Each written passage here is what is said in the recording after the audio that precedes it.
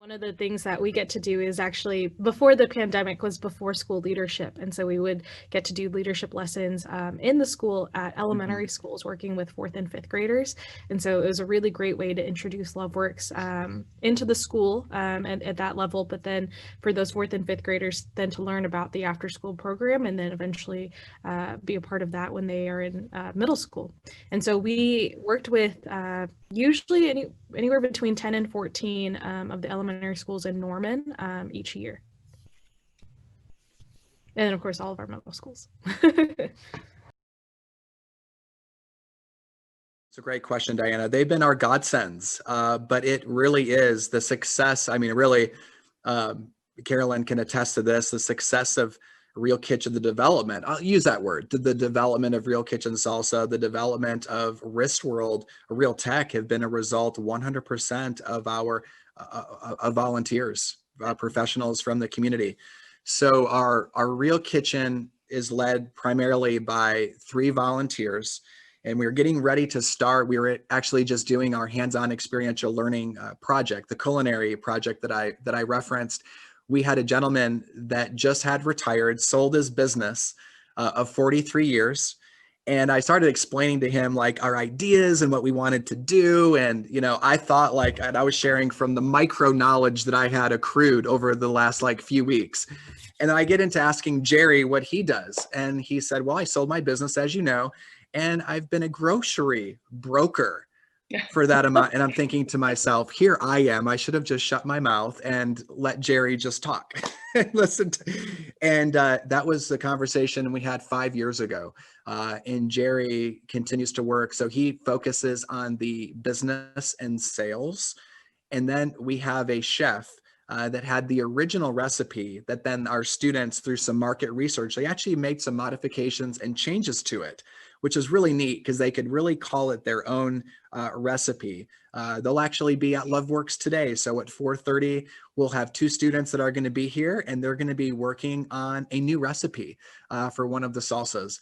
And then Wrist World has been primarily led, there's been a host of people, but primarily led by Trifecta Communications and Brent Wheelbarger, who's been he's been instrumental from the very beginning. And Brent just volunteered over with our summer camps.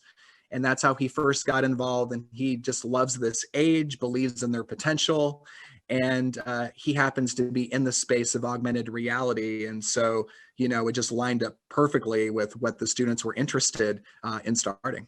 My wife and I laughed. We're like, we're in the salsa and tech business, and we just shake our heads because it's like, and I think that's if anything, I hope that that's encouraging to anyone that watches this, that, you know, you don't have to, you know, headhunt, you know, to find XYZ person to do it. I don't know, but I believe if you have the vision and the faith, you know, that the other things will then begin to line up. Whatever doors need to open, you know, if it's a financial resource, you know, or if it's that right man and woman, you know, with the expertise that they happen to be in a particular season of their life, that they find joy, you know, in giving back. Because I scratch my head. I wonder, you know, how these men and women do it, you know, over the 10 years running businesses. And, you know, we have someone that cooks every Thursday night. He and his team of 5 chefs, they cook a family dinner for our students. And he owns, you know, a dozen plus restaurants across Oklahoma. So I believe you have the vision that the right people will definitely follow. So I hope that's encouraging to someone. For sure. So for that particular group, and for a lot of our fashion groups, they do have a variety of voices that get to speak into it. And I'll say that for a lot of our passion projects too. One of the things that we encourage our leaders, whoever's leading that particular effort, is to go out and do a field trip. So like those girls actually went to Shop Mode and learned about from the actual shop owner, you know, what does it actually take to run a retail clothing store. And so they had voices like that speak into it, but then also learning from a brand specialist how to set up your website and actually set up an online store, which is ironic because from that they accidentally set up a real store and they weren't intending on making sales, but it was a full functioning website. And that's how the business started. But They yes, sold they too do they get, sold they sold too many pieces. I mean, then they realized like what yes. manufacturing is going to require. Yeah, and then they had to source a person to actually go and make the clothes for them Yep. in the large amount. So it was a really fortunate accident, I suppose.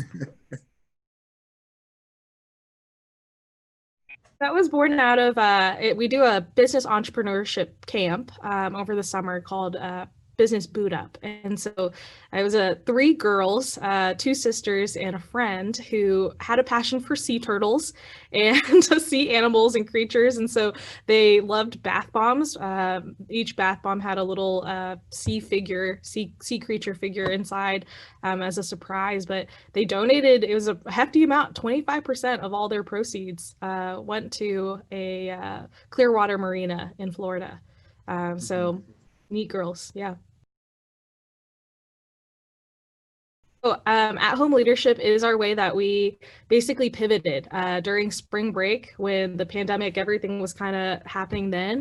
That's when we started working on videos and taking our lessons to do that. And so right now we have 5 blocks of lessons for our students to go through. And so the first one is all about for the student that is in quarantine. And so it's about hope wherever you are. So from home, what can you do? And so it outlines, the first one is about how to have hope, to then second, how to unleash your creative powers, even if you're at home. The third is a really fun one. It's being a host in your home. And so during like a dinner party or some sort of celebration for your family. And then the fourth one is just a vibe check. So making sure that, like, is your mind really where it needs to be mentally right now? Are you approaching this with the right mentality? And so that's kind of one of the first suites, and then it goes into different practical things. So we have like a block that's all the things that we wish that we knew when we were in middle school. So it's like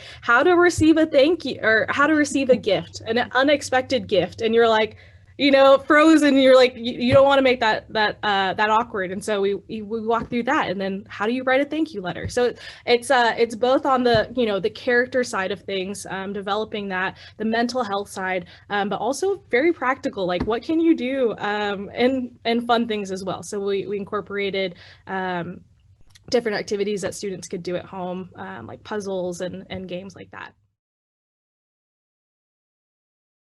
Student anywhere can actually access the course. The only thing that they really need to do is actually there's a privacy policy that their parent needs to sign and the student needs to sign, just making sure like how to interact with students, et cetera, on the course, of course.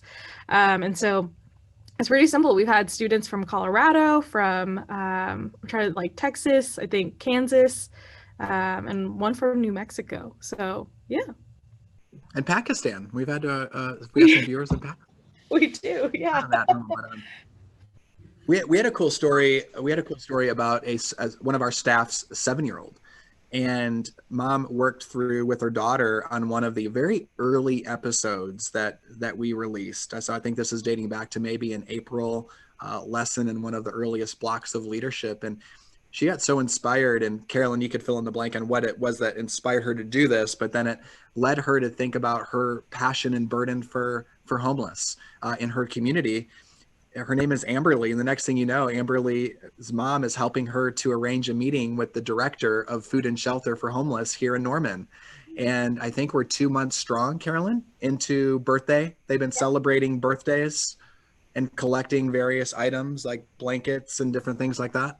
Yeah, they organized first a group here at Loveworks. And so we had middle school students who made 3 giant birthday cakes to serve. And so that was one of the big things. And they collected, things like hats, scarves, gloves. And those were in little birthday sacks as well. So anyone that had a November birthday got a bag. And then this December, they did coats and sleeping bags. And so anyone who had a December birthday got one of those goodie bags as well. So really, yeah, it was a video that she saw. It was from the host and guests, so it was like throw a party for your family, but we linked a video of a teenager in Florida who threw birthday parties for kids experiencing homelessness. And so Yeah. was inspired by that. It wasn't the kids she was focused on. Amberly actually wanted to bless the adults that were experiencing homelessness. And so that's where her heart is. And so they're moving full steam ahead for January too. So that's evolved. That's evolved since March. So we called it Link Up with Love. And I don't know, Carolyn, if you want to touch on Link. Thank you, Beverly, for your research. So that's a blast for, we were just talking about that today, our first episode. So we looked at, when it was interesting for me, when all this happened in March, I felt like I was in a whirlwind, and my whirlwind, and it was all different for some of us. I mean, there might be someone on this call that's watching this is like, Michael, it's December and I'm still in the whirlwind. My head's still spinning. I totally get it. Mine lasted for about 3 days. And then I went for a run, and I was real intentional with a leadership voice that I really felt could be very life-giving, in that moment. And there's a lot of good things that were said in this particular podcast, but they talked about, look at what you have, use what you have. And so that's where the vision for At Home came out of that thought. And then we thought, well, we've always wanted to start in our 3 to 5 year strategic plan, let's pull out some of these ideas. So we want to start it. We've talked for a couple of years about starting a podcast. I know that's not revolutionary, but even if one student listens to that podcast, and what if he or she, are encouraged just in the right moment and just in the right season, just one person. And so we started the podcast, and now we're, Carolyn, I think 38 or 39 episodes strong. We call it used to be called Link Up with Loveworks. Thank you, Roxanne. I love the emoji. And now we call it Dreamers and Doers.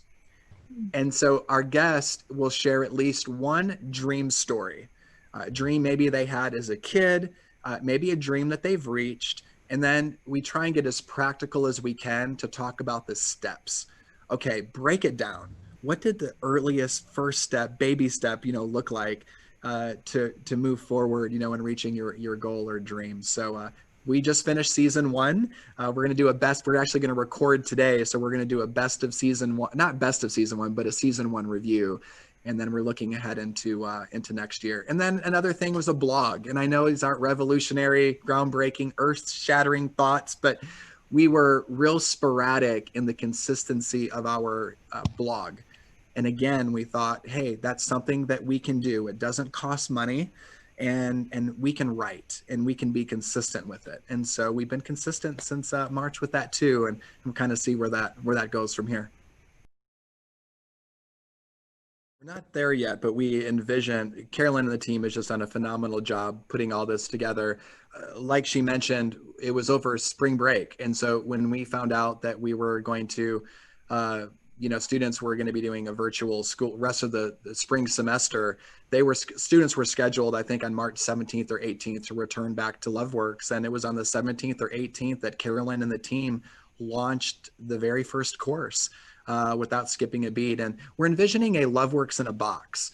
And so where we're really envisioning that we're going to be able to combine those two ingredients, the character development and the competence building, that we're going to be able to bring, virtually into the homes of our kiddos. Because, with a vaccine or without a vaccine, I see trends changing in education, and especially I think the plethora of options that are going to continue to be available to students that were much different than they were for me.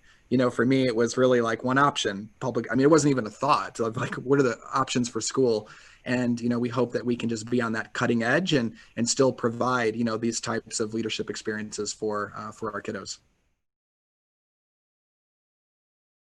As far as the garden goes, I wish I had the amount of pounds. Last year, they grew about 900 pounds of produce. I think it's safe to say it's probably at least 3 times that amount this year. We did not scale everything this year, but it's been really neat because Previously, we had been ordering from through one of our partners produce for our students for snack and whatnot. So it'd be apples, oranges, etc. We have, for the most part, replaced all of that ordering with just stuff that's coming from the garden.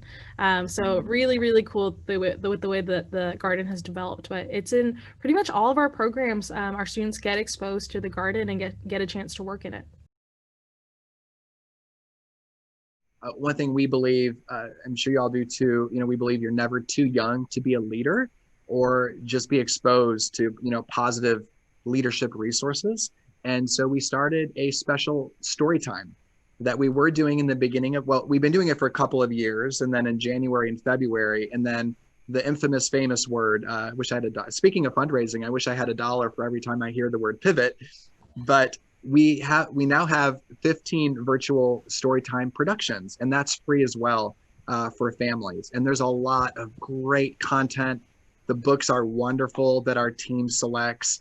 Again, positive. They address a myriad of issues and circumstances that a parent would be working through with their young child. And the target age for Raising Little Leaders would be from 5 years old to 9 years old.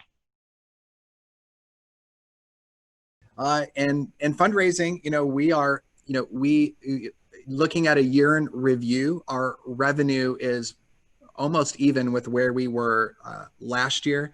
And that's taking out a major in-person annual fundraising event that we do. So we had to hit pause on that. We did a virtual event, which will sound really great and cool, but we kind of swung and missed on the raising money side of it.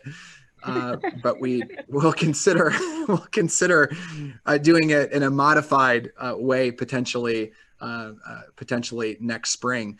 One thing that we've always had this available, but it's not something that we necessarily put a lot of emphasis on. So if you had an opportunity to give to Loveworks, you could give a one-time gift, or you could give monthly. And something that we're really working on right now is more emphasis and energy on creating this robust monthly donor program for our donors. So that's something that we're really excited about, that we're going to be launching early next quarter. That will hopefully help us just along the lines of just sustainability and not wondering what if that particular individual is going to give a gift in the first quarter or third quarter, or that December 31st gift as the clock, hits midnight. I'll credit this to our operations manager who coordinates Raising Little Leaders. And so those were both Raising Little Leaders events. She's got a totally great operations mind. And so she set up the event with social distancing and spacing in mind. And so we had no more than, I think, 25 people at each of those sessions, but really going through making sure people would be there, confirming, but it was a free event and we got to do a couple sessions of that. So really, really cool, great opportunity to get to interact with the public and still do it in a safe way.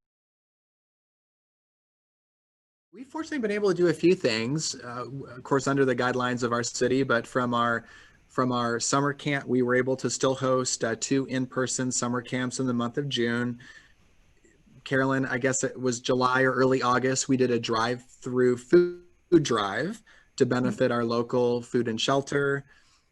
We hosted the events that you're alluding to, the Halloween event and Christmas event. And then we did have, our capacity was different than Beverly that you saw, but we still had our in-person after-school programming as well too on Tuesdays and Thursdays.